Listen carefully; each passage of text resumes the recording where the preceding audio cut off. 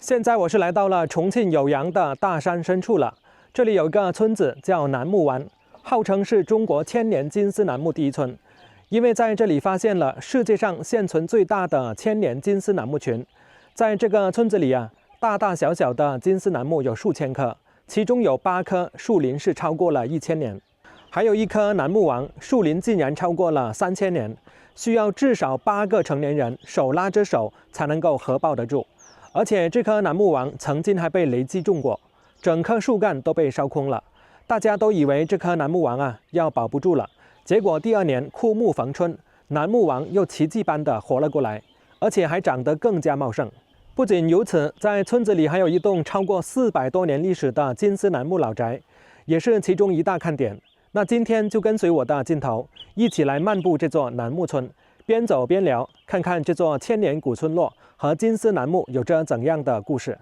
那现在这里已经被开发成一个旅游景区了，这里是停车场，停车场里啊还专门做了一个露营区，停在这些位置上呢不需要额外收费，交正常的停车费就可以了。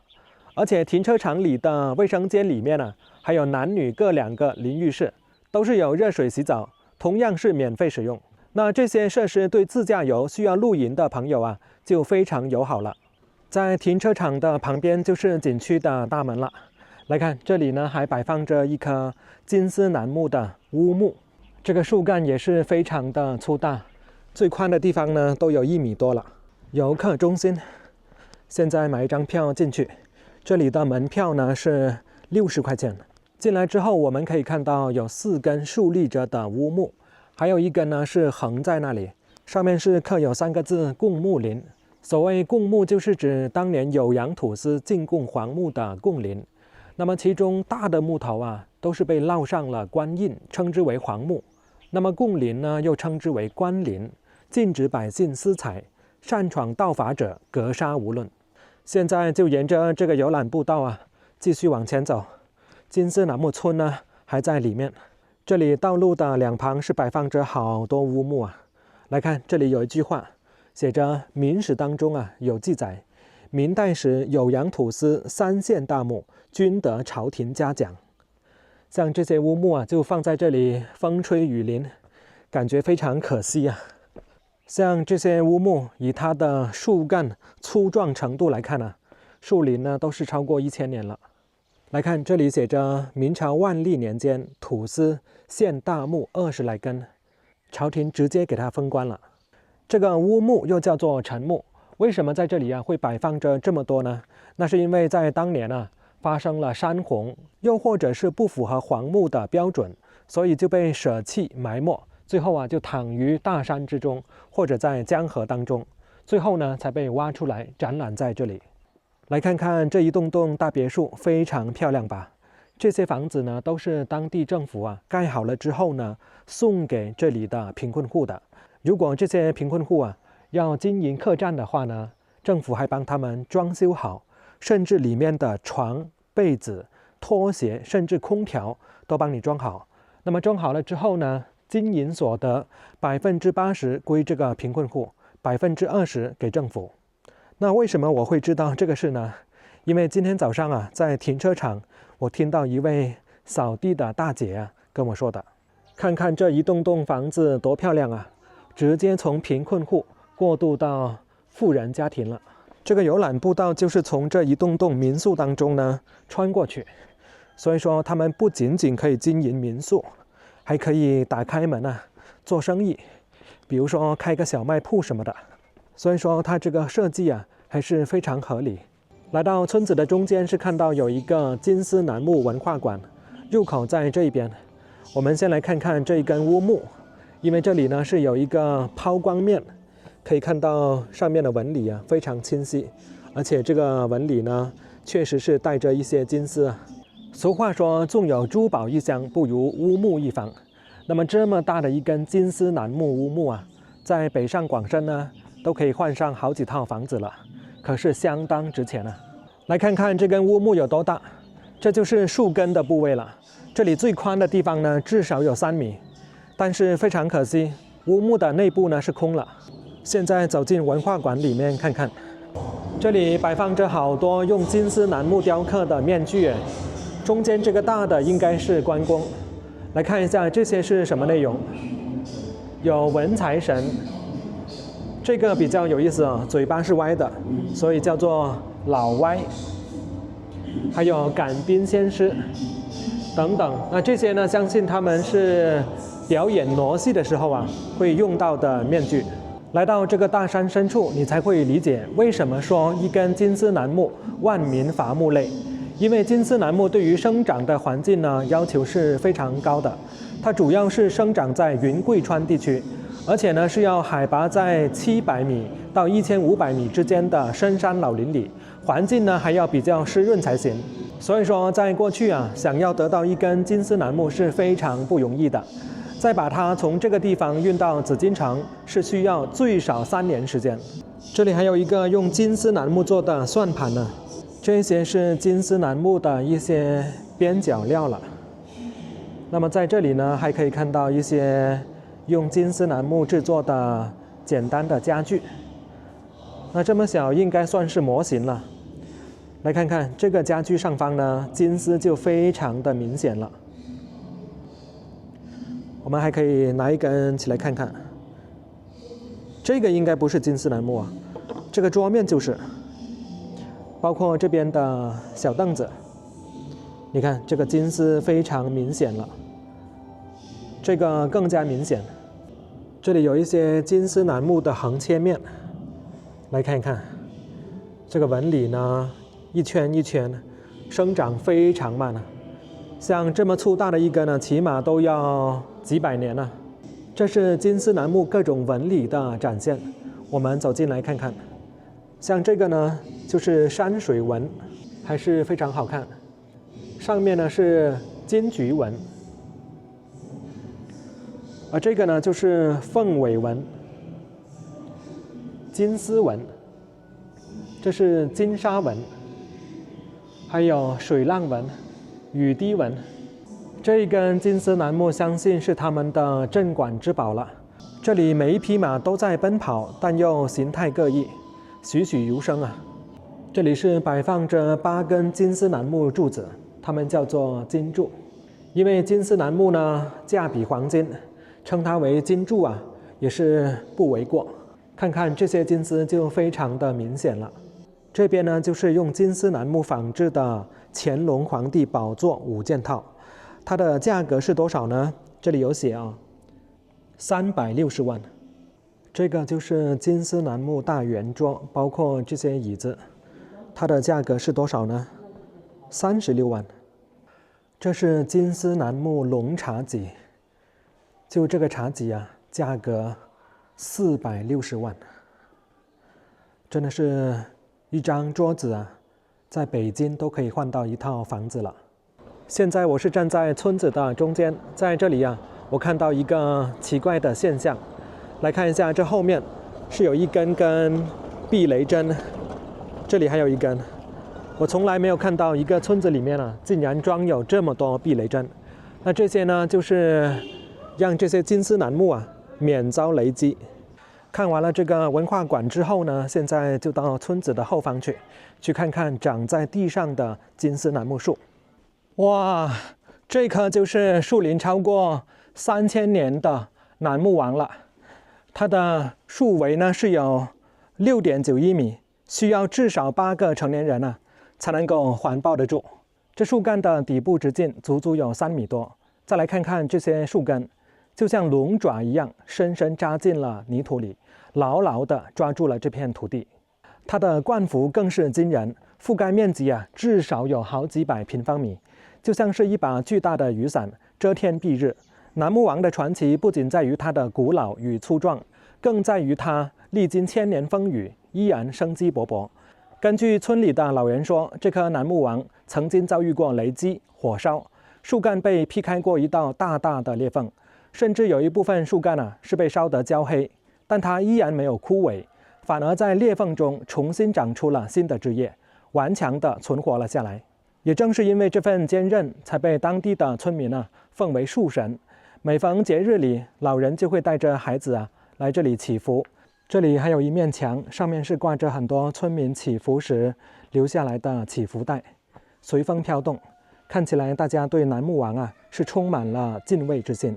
在楠木王的树干上还能够看到一些曾经被雷击中过的痕迹。大家看一下这里，焦黑焦黑的，在灯光的照射下还能够看到一些金丝。这是唯一一棵活着就能够看到金丝的金丝楠木树。作为一名游客，站在这棵千年古树的下方，我都会不由自主地心生敬畏。大家可以想象一下我们人类的寿命也就大几十年光景，长命一点的可以活到100来岁。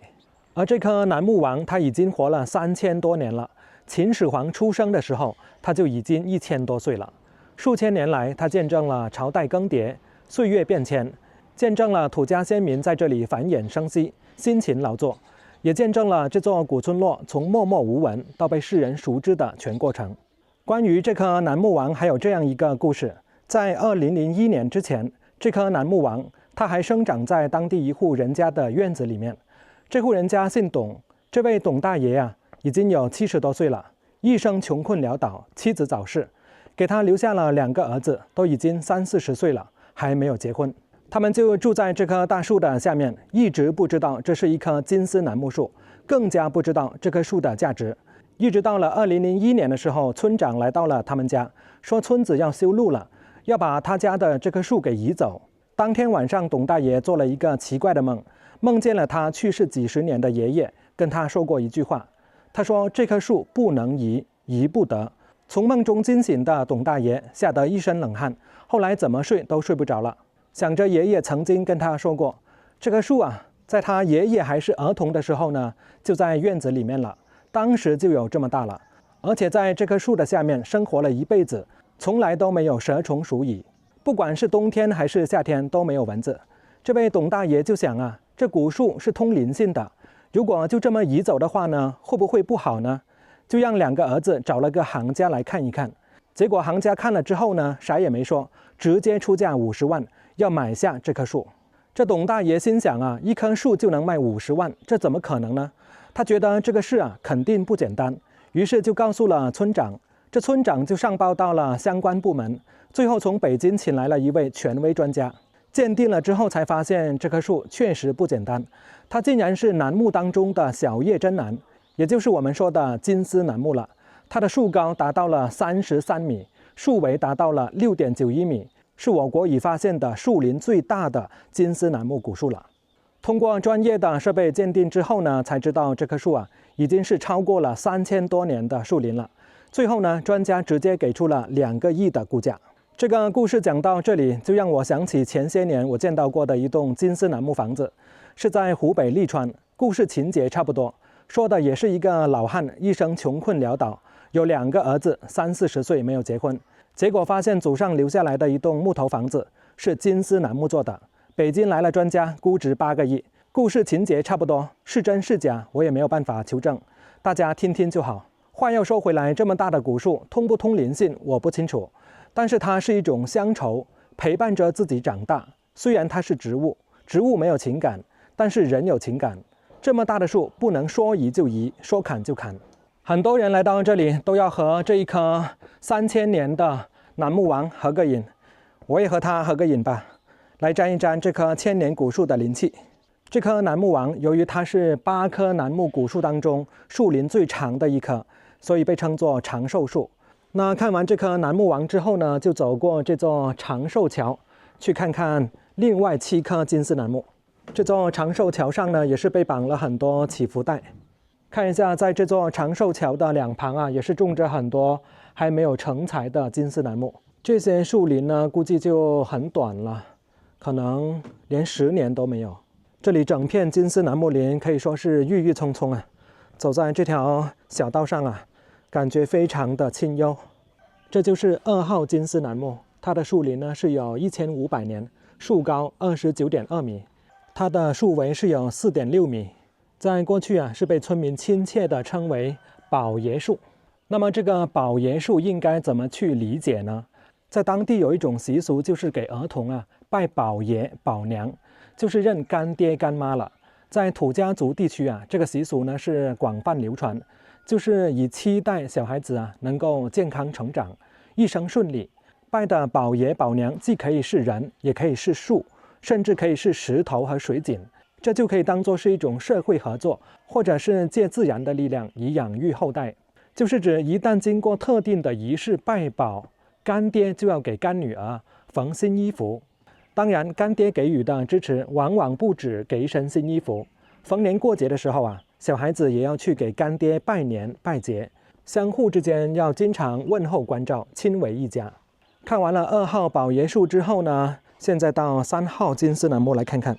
这就是3号金丝楠木了，它的树龄呢约有1400年，高度也是有差不多30米，它的树围呢是5.3米，比宝爷树要稍微大一点。那么这一棵呢是被称作平安树，这棵平安树看起来像是中间裂开了一样，它底下不是很粗，反而中间更粗。那么在3号金丝楠木的周围呢，全都是金丝楠木你看这下面呢也有4棵，那边还有1棵，那总共加起来呢就是8棵了。从3号金丝楠木旁边的这条阶梯往下走，我们就可以看到一栋400年历史的金丝楠木老宅了。这是4号金丝楠木，被当地村民称之为连理树，它的树龄呢是有1400多年，树高30米。这棵树也是一棵分为2棵，像是一对恋人。看完了4号金丝楠木，现在回过头来看看这座拥有400多年历史的金丝楠木古宅。这座古宅是整个金丝楠木村最具人文价值的建筑了，也是国内罕见的100年金丝楠木古民居，一木一梁都藏着岁月的痕迹与土家的智慧。现在这座楠木老宅从表面上来看呢，已经很难看得出来是金丝楠木了，因为它表面上是上了一层漆，所以说这个木头显得有点偏红色了。据说这座古宅90%以上的木构件用的都是金丝楠木，只可惜现在是不能够进去里面参观。来看一下这根柱子，也基本上呢没有被重铸的痕迹。可以看一下这里面呢也是比较杂乱，看样子已经很久没有人住了。这座古宅是建于明晚期至清早期，是当地的一位大户人家请工匠精心打造的。根据村里的老人介绍，明清时期酉阳土司多次向朝廷进献金丝楠木，而这座古宅就是当时的工匠用贡木的边角料打造的。看完了楠木老宅，现在沿着阶梯往下面走，这就是金丝楠木5号，它的树龄呢是有1300多年，被当地村民称之为送子树，树高同样是30米左右。这是6号金丝楠木，它的树龄约1200年，高度29.8米，当地村民把它称作发家树，是寨神之一，也是非常的高大。这是7号金丝楠木，被称作公民树，寄托了人们对公平正义、实事求是的追求。它的树龄约1000年。来看一下，这里有一块牌子，写着如有盗伐者，罚钱500吊。这个500吊相当于我们现在的25万。这是最后一棵了，8号，是被称作门神，它的高度是26.8米，树龄约1300年。这8棵金丝楠木不仅每一棵都有自己的名字，而且每个名字呢都非常有寓意。看完了金丝楠木，现在回到村子的中间来看看。看来这座村子呢也是充满了烟火气这里还挂着一些老的农用具。来看一下这下方也是有一座老房子。这里有一个亭子非常有意思上面写着土家抓客亭。这个抓客亭是什么意思呢？难道抓到客人就在这里请他吃饭吗？这副对联写得相当不错，百味招来天下宾，一亭揽尽山乡景。这里下方还有一个广场，走下去看看，有可能这里就是他们村寨的白手堂了，因为这里看到有一个舞台，还有一个大鼓呢。原来这个广场是他们摆杀猪宴的地方来看，他们正在杀一头猪呢，上面有2个字过命，也就是说这个猪命数已到了。杀完猪之后呢，就在这里洗肠子。这里还有一个猪肉铺，不过现在并没有人在里面营业。这是账房，那现在里面就是一个小卖铺。杀了猪之后呢，就在这个灶房里面呢来煮。这里呢有一张张桌子，那么就是供客人啊在这里吃杀猪宴了。站在这广场的下方，这8棵超过1000年的金丝楠木啊，在这里呢就可以一眼看尽了。那一棵就是3000年的楠木王，另外还有7棵在这边。那这一次的金丝楠木村之旅楠木湾的视频呢就到这里，我们下一条视频再见。